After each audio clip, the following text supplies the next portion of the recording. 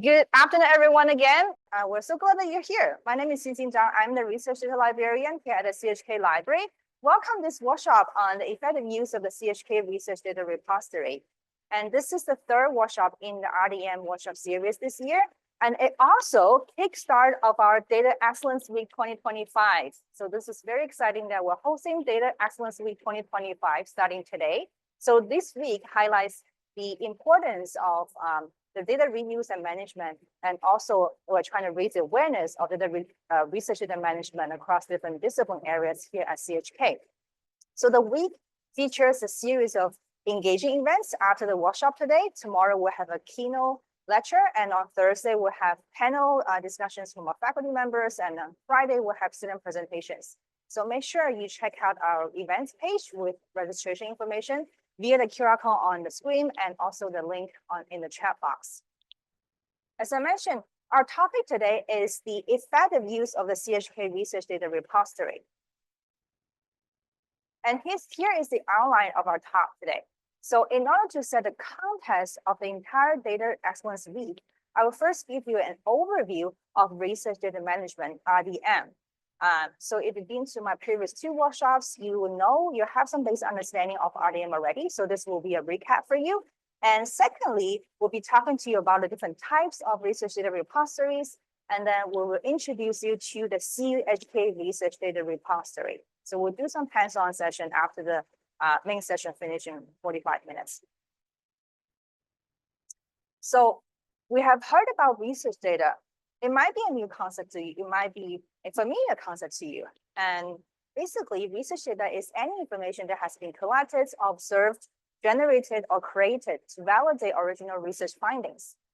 So you might think that research data could only happen in the digital format, which is not the case. Some research data can be in the print format, physical format. For example, the research laboratory notebooks or diaries. So here are some examples of research data. On the screen, you can see maybe some results from your experiments. Those results could be quantitative data on quantitative data, and your interview transcripts, your audio files, video files, or even the software program codes that you use to generate your research outputs. So for example, you have some programming codes to generate your simulation or research results, and the programming code itself is also research data. So there are four main categories of research data: qualitative data, quantitative data, media data, which could be audio files or video files, and physical data and objects. So remember that physical data and objects could also be research data.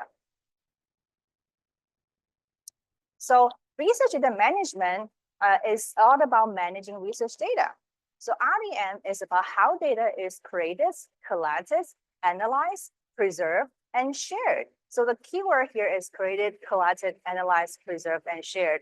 And it is a very crucial element to effectively manage your research data because it's a key part of ensuring the credibility and reproducibility of your research.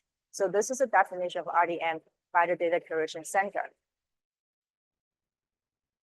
And RDM actually happens and encompasses the entire research lifecycle, starting from the initial planning stage, going forward to the final publication stage and beyond. And as we're going through the research lifecycle, it generates a data lifecycle at the same time. So you see there are two diagrams, two circles on the right-hand side. The upper part is research lifecycle, and then you have the data lifecycle on the bottom.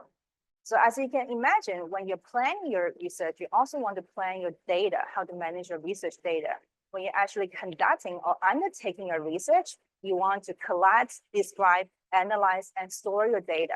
When you're publishing a research, you also want to publish your research data. So nowadays, more and more publishers will require you to deposit your data sets along with the manuscript. So when you're disseminating your research outputs, meaning a journal article, or conference proceeding, or book chapter, you also need to preserve your research data at the same time. So these two cycles really go hand in hand. So here are the components of research data management, including data management planning, data acquisition collection, data analysis, data storage and backups, data publishing and data sharing, data preservation, and data reuse. So the highlight here is these two steps: data publishing and data sharing and data preservation. So these two steps really refer and associated with the institutional or any research data repository. So we'll see what I mean by that later. All right, so now you understand that the research data management process, a big part of that is that you need to share your research data. So you might be wondering, why do I need to share my data? There are many benefits of that. So first of all, it's a way to increase your research visibility and research outputs.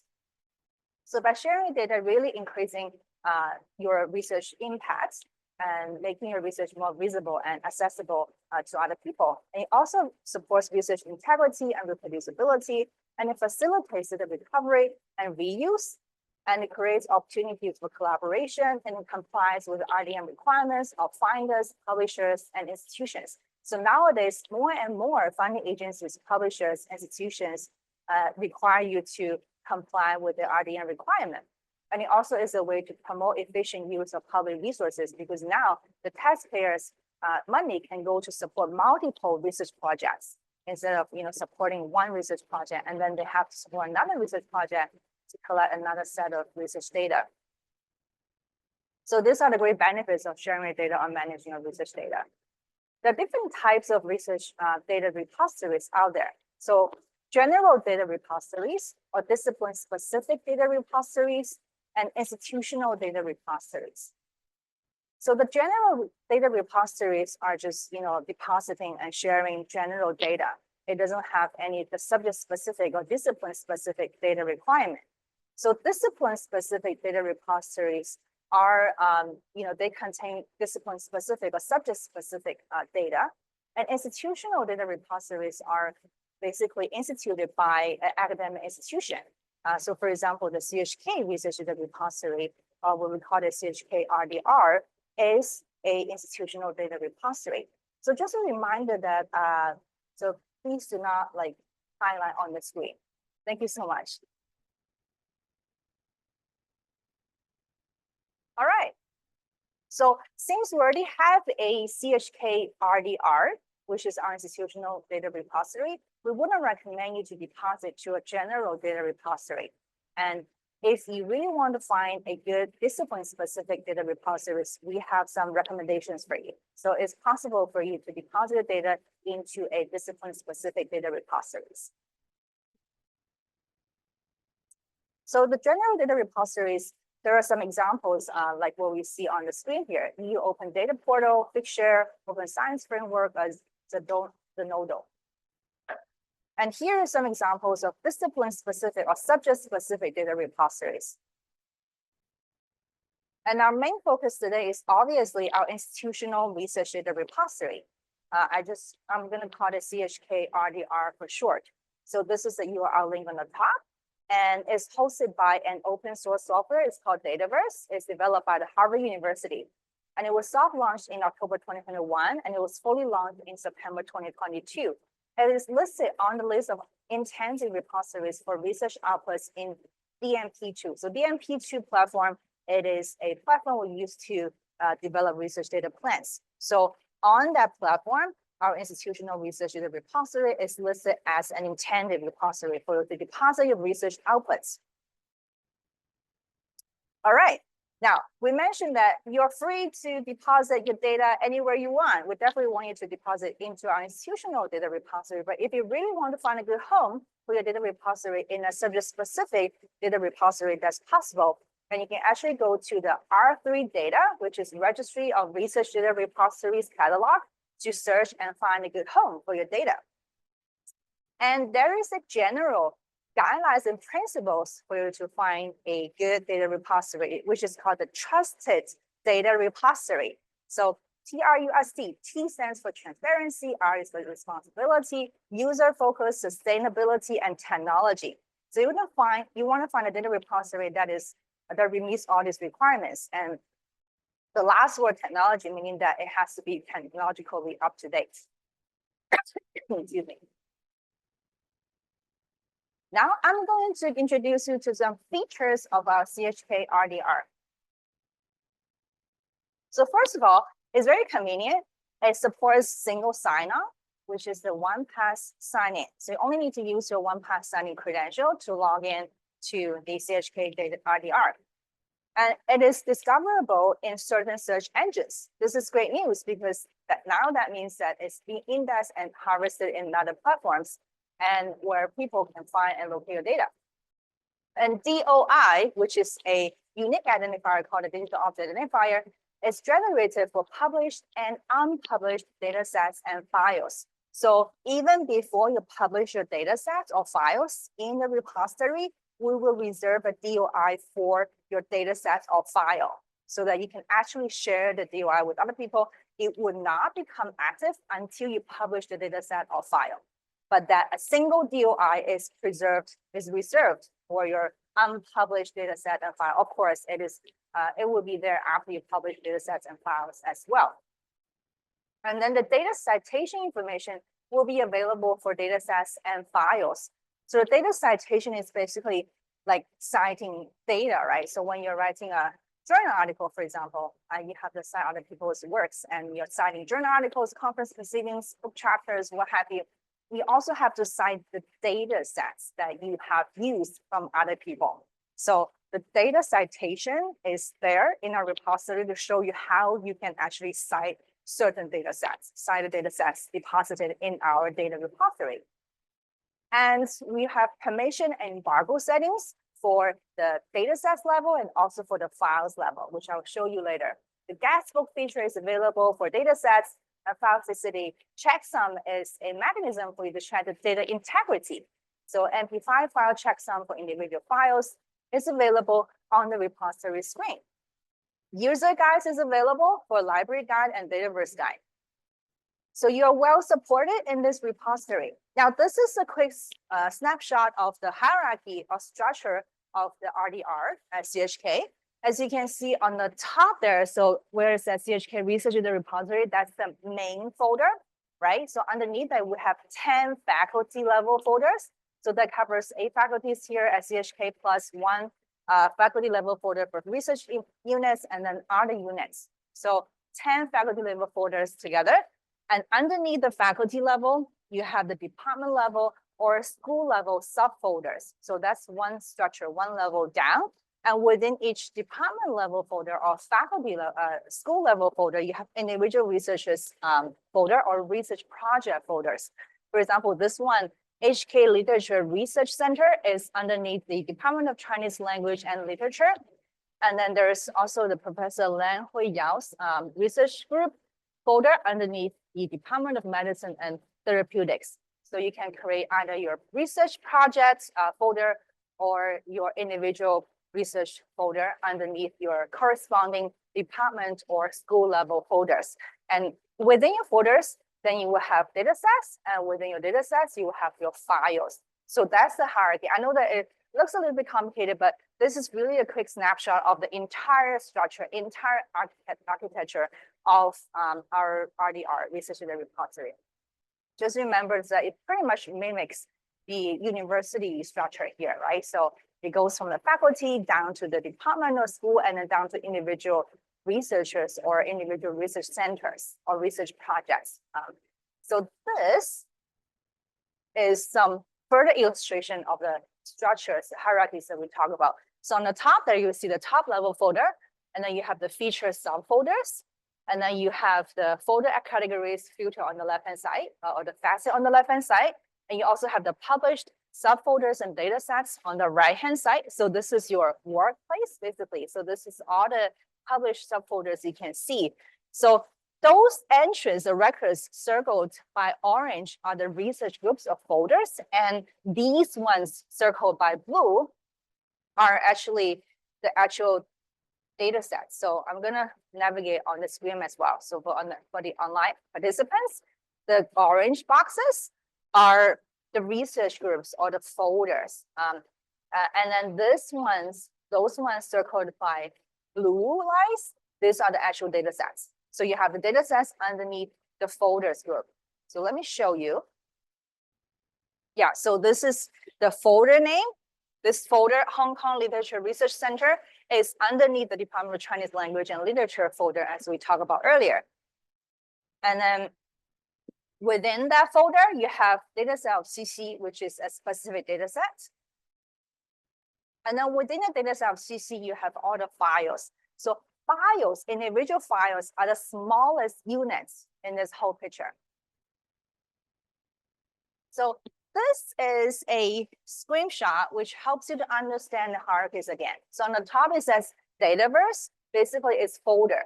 So in Harvard University's design, the top level is called Dataverse, which is the same as the program's name, right? So those are actually folders on the top.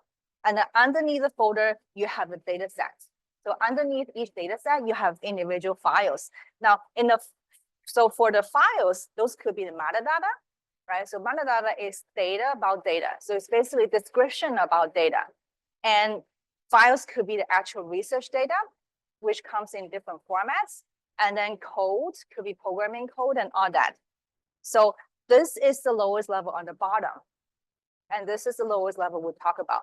And then the data sets is what it has covered, what it has the files in. And then the folder, level is on the top. So this will hopefully understand the relationship between the three entities here. All right, so this is a summary screen I've created to help you understand what we're going to talk about for the remaining of the presentation.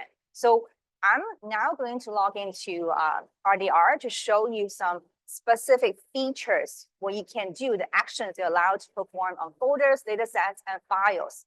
So there will be different functions, different actions you can perform there. But basically, there are several groups that you can pay attention to.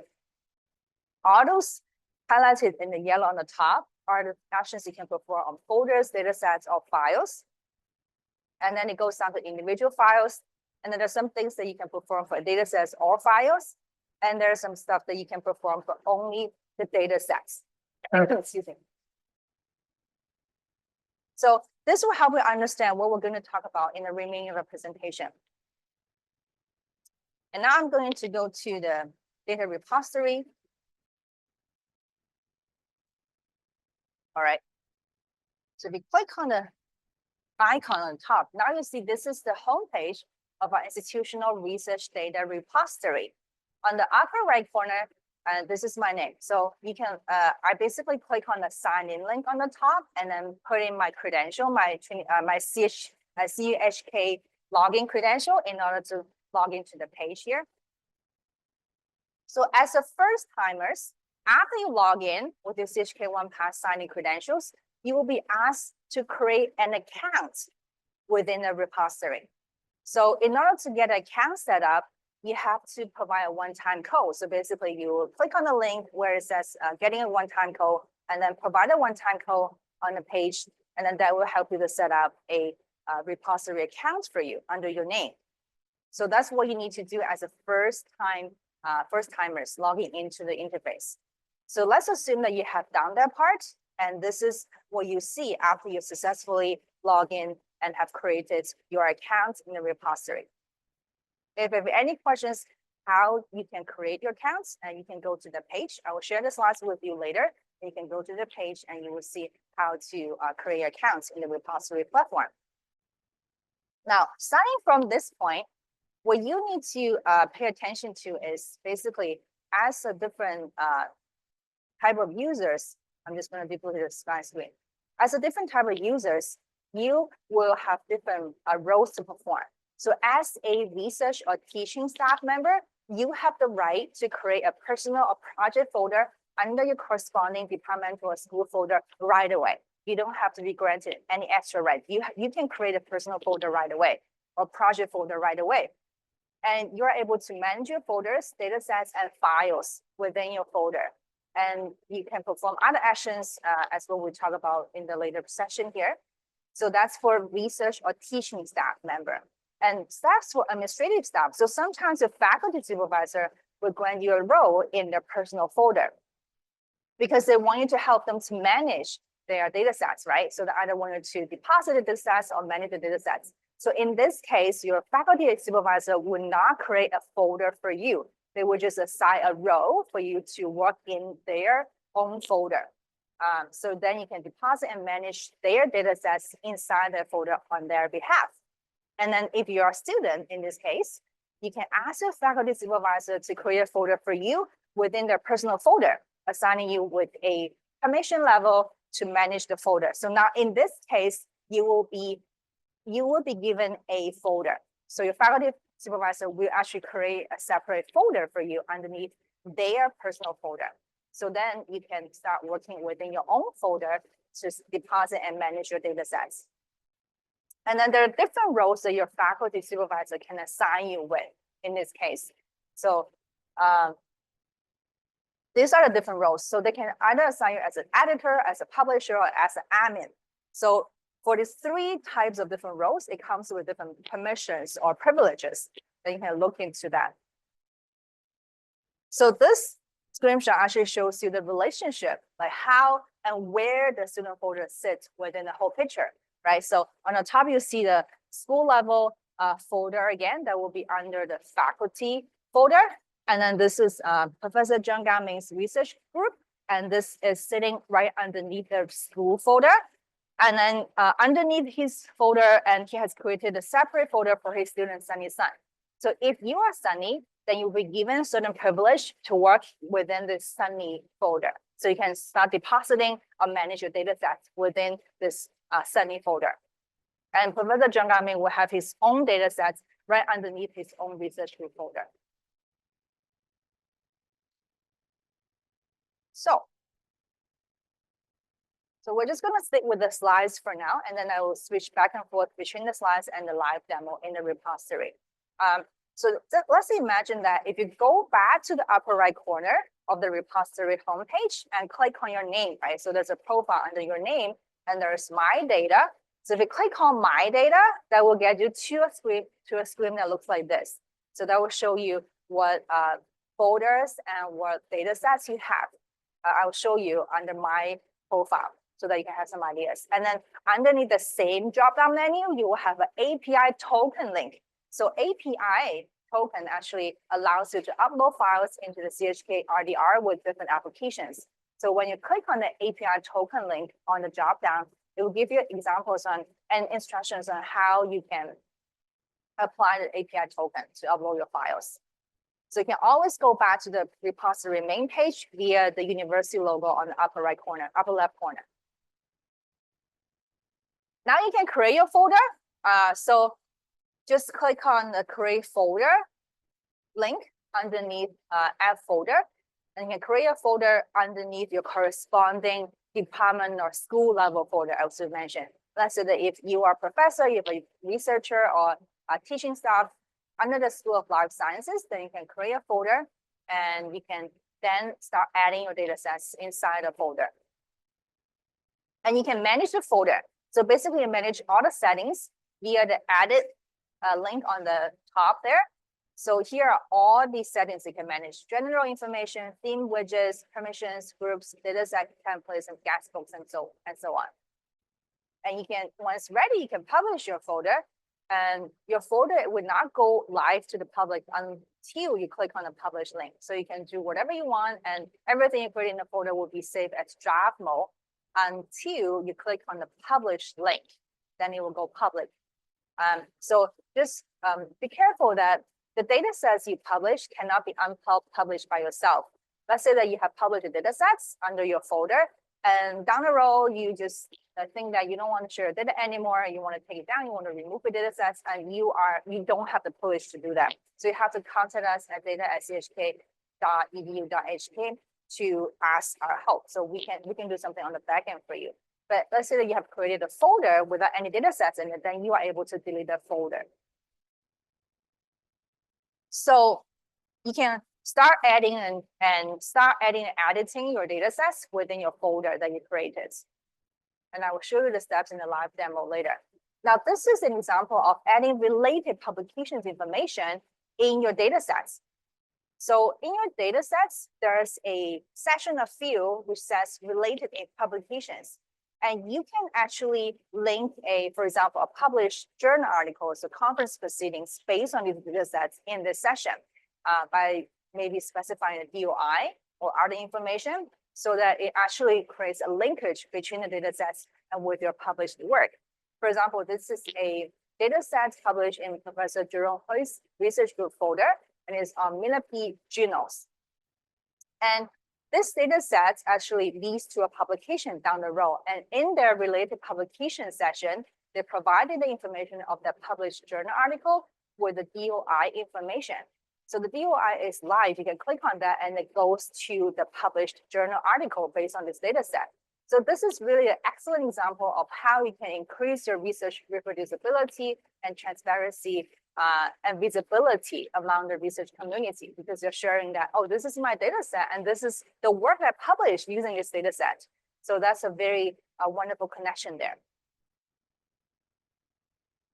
And within your data sets, now you can upload files. Now remember, files is the smallest, it's the lowest level unit we're talking about in this hierarchy here, right? So it starts with folder, it goes down to data sets, and it goes down to individual files you publish, you upload in individual folders, individual data sets. So you can upload individual or multiple files, and I will show you later. And you can also upload files via other platforms, for example, Dropbox or GitHub. And in terms of file size, you can upload files up to 3 gigabytes. And if your file size is larger than 3 gigabytes, you need to contact us the same email to for the file upload.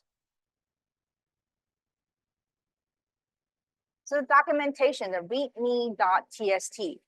So it's very important to provide a readme.txt document or file as part of your data set. So if you remember, when we talk about the data set, the files, right? So you could be the actual research data, it could also be the programming code, it could also be the metadata, which is the description about the data. So that's exactly what this readme.txt file is about. And you want other people to understand your data, right? So even your future self will be very grateful for this, because maybe 1 or 2 years down the road, you even forget what your research data was set out to do at the beginning.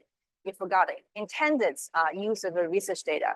So this document will be very helpful for other people, including and yourself, to understand how to interpret the research data stored in this data sets. So I will highly encourage you to create a readme.txt file and deposit that in the same data set along with other files.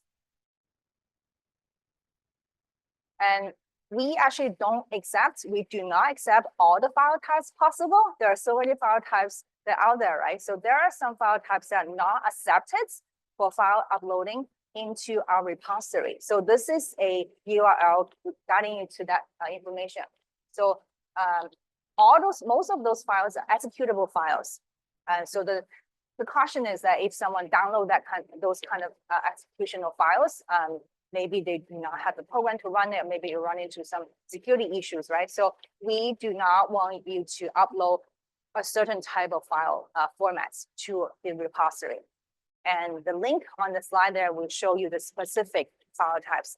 But I think for the most part, the most data files that people have uploaded will be accepted by the repository. But there are some exceptionals, and you can check on the link to see those exceptionals. And once you have the files uploaded to the data sets, you can start editing the settings of those files, right? So you can see what are the files, maybe the metadata, the restrictions. You can restrict access to certain files. So I can show you how to do that. You can also unrestrict that once you don't need to restrict the access to the files anymore. And you can set up embargo period only for unpublished files.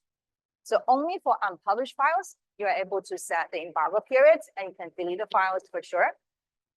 And yeah, so as I mentioned, you can restrict access to the files. And the citation metadata applies to the data set level. So at the data set level, you are able to set the metadata, citation metadata.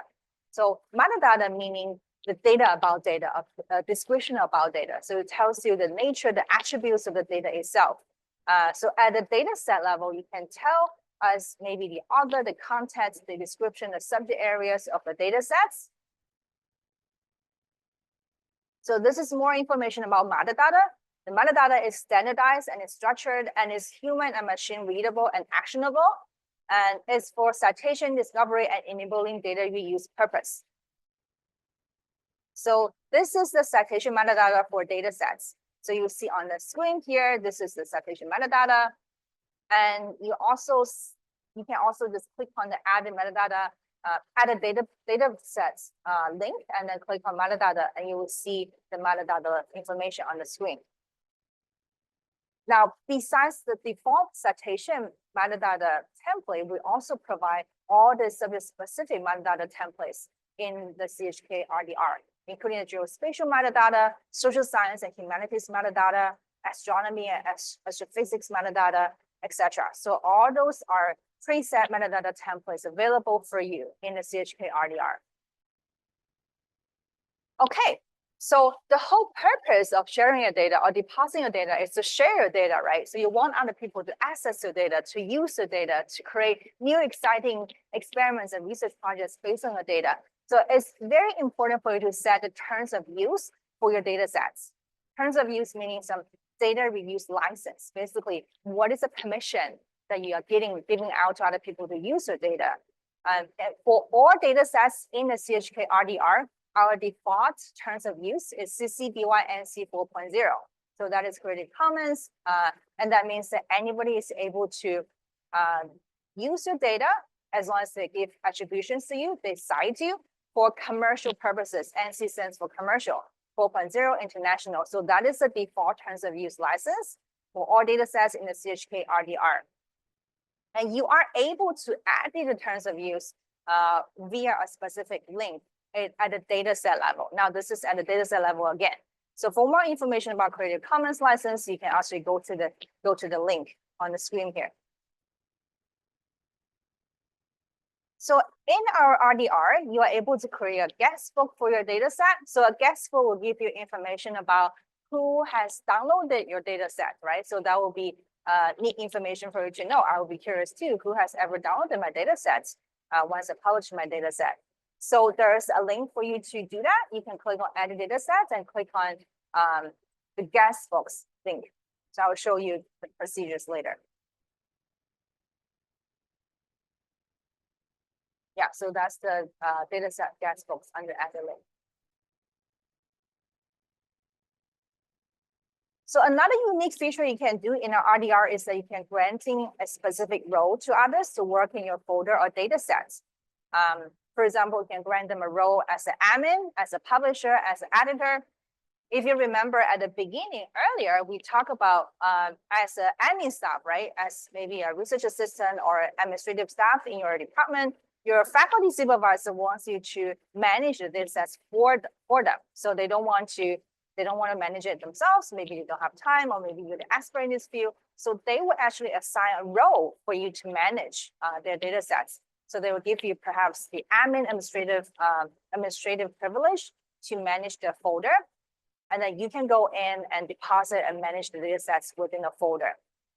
And the role can be also granted at the data set level. So maybe they have multiple data sets in the same folder and they want different people to manage different data sets, right? So that's possible too. So just remember that you can actually invite collaborators to work in your data sets or work in your folder. You can also link your folder data sets to another folder. So that is also doable at the data set or folder level. So we're talking about 3 different levels. I know that sometimes it could be a little bit confusing. That's why I put up a summary page at the beginning to tell you that certain actions are only for certain levels. And for this particular action, is actually linking your folder and data set to another folder. So this will be very helpful if you have multiple affiliations at a university. For example, if you are a faculty member at the Faculty of Science, but also you are affiliated with another school or another department on campus here, so that you can actually showcase your data sets in multiple places. For example, your origin or your home data sets is stored under the Faculty of Science folder. And then in your folder, in your data set, you can actually create a link to your affiliated programs folder so that your data sets could appear in 2 different places. And you will see this little link or train icon next to the linked data sets or folder. So now after all the manipulation, all the setup, you are ready to publish your data sets finally. And the published data sets link is available on the right-hand side next to the data sets. So once you hit publish, then it's published, then it's openly accessible to the public. As we mentioned earlier, that you don't have the right to take it down. So you don't actually have the right to unpublish your published data sets. If you really want to do that, you have to contact us via the email on the screen. So it's data@chuhk.edu.hk.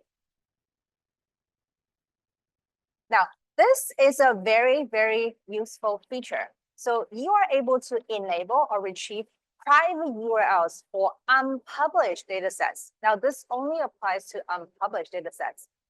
So what it does is sometimes in the preview process, the publisher will require you, while you're submitting the manuscript for publication, they will also ask you to deposit or to share your data sets, right? So it's a way for them to verify your research outputs, your research results.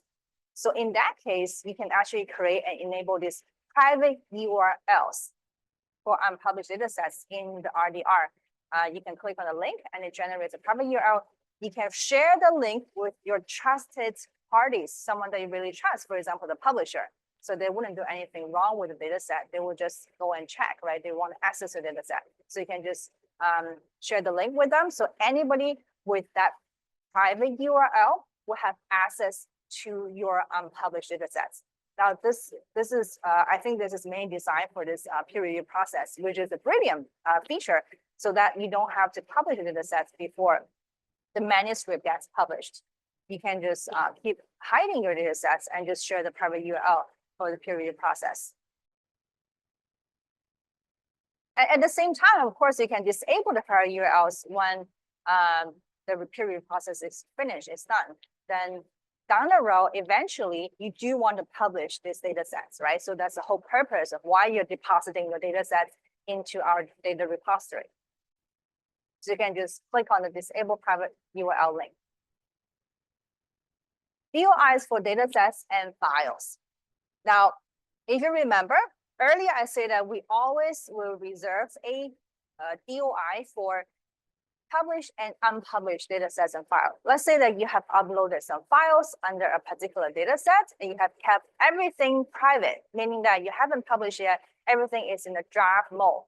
And even at that point, DOI is reserved for individual files for you and for the folder for you. And then DOIs will go live, will become active only after you publish your data sets and files. So DOI is very handy. It's a unique identifier, as we all know. It stands for digital object identifier. So that is a crucial part when you are citing the data, when people are trying to access your data.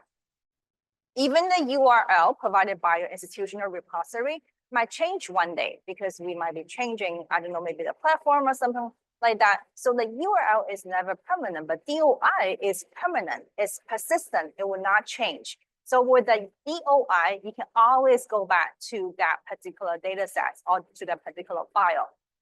So it's important that we do provide DOI here in our institutional data repository, our RDR here.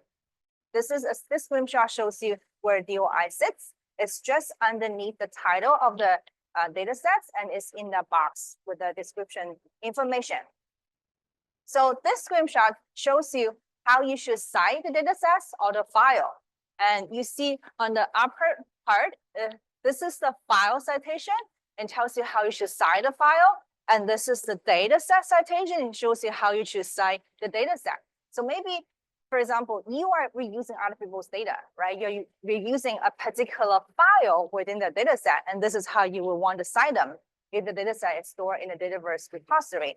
And if you're using their entire data set, then that's how you would want to cite them. So the data citation information is available at both the data set level and at the individual files level, which is very handy when you're using other people's data set. And it also provides information for other people who want to reuse your data sets. Now they also know how to cite your data sets or how to cite your files within the data sets. So now I want to go back to my repository. I want to do a quick demo of what I shared about earlier. Click on this. Yeah, this will ask me to log in. And then if you click on my data, all right, so here we go.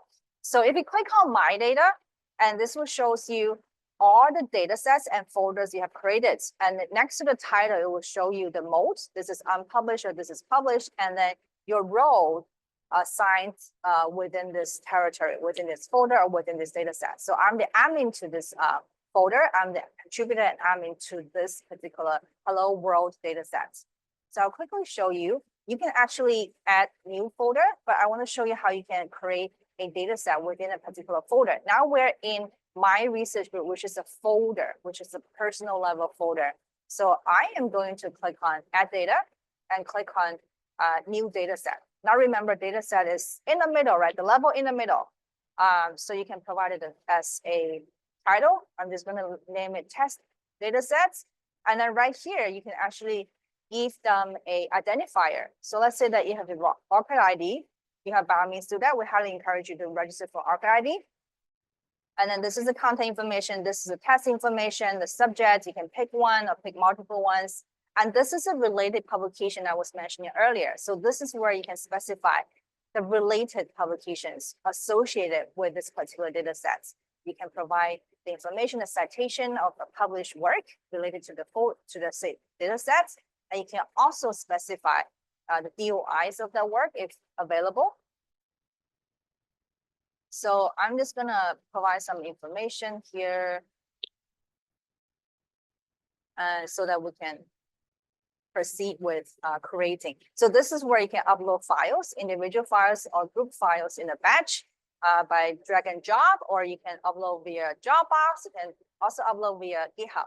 So let's click on Save Dataset. And here it says success. You have successfully created this data set. And so this is how a data set looks like. And remember now you have files within the data sets. So what you can do is you can go ahead to public data set if you want. You can add in your data sets. And this is the metadata as we're talking about. So metadata is at the data set level. Metadata is description about the data. Once you click on that, then you can have a look of the metadata, the citation metadata you need to provide for this particular data set. Okay. So here is all the information I provided earlier. And then if you scroll down, there's a bit more information for you to provide. Language, producer, publication date, all those are metadata information that you can provide for this particular data set. Okay, it says metadata here.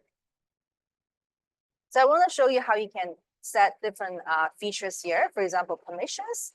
So you can set up permissions for other people to access this particular data set with different privilege roles.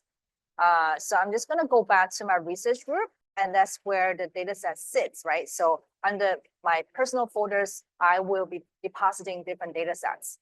And the whole Dataverse is actually very easy to use. It's pretty straightforward.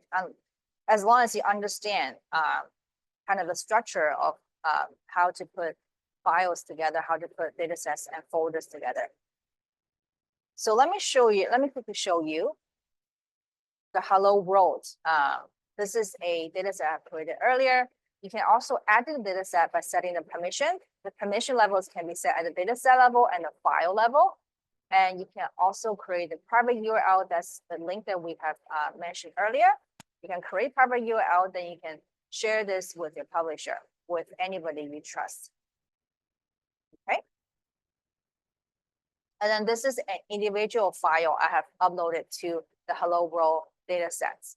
So you can change the file setting by clicking on this little button, and it has metadata. You can basically revise the metadata of the individual files. You can restrict access to the individual files. You can set up embargo period for unpublished data sets or unpublished files and go from there. You can upload more files if you want. If you click on the terms, so this actually specifies the terms of use. So CC BY NC 4.0 is the default, and we can also change it to something else if you want to change it to something else. And then the guestbook is basically a log, right? An online log to show you who has downloaded your data sets or your files. You can preview the guestbook, and you can also change the guestbook at the data set level. All right, so let's go back. So I want to quickly show you. Now we are at the, so this is the data set I just created. The same thing, you can add in all this information here. You can go ahead to publish a data sets. You can also create a link of the data set to another data set or folder. You can also grant rights, so that will be under permission to grant other people specific roles to manage your folder, your data set. So this is where this assign roles to users groups is for. And underneath this little panel, it shows you what are the privilege set for each group of users. Okay.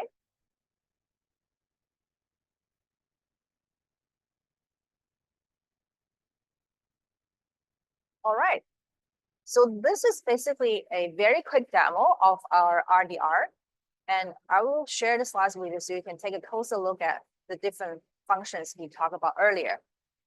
So I know that I'm running out of time, actually over the time for the hybrid session now, but just bear with me one more minute.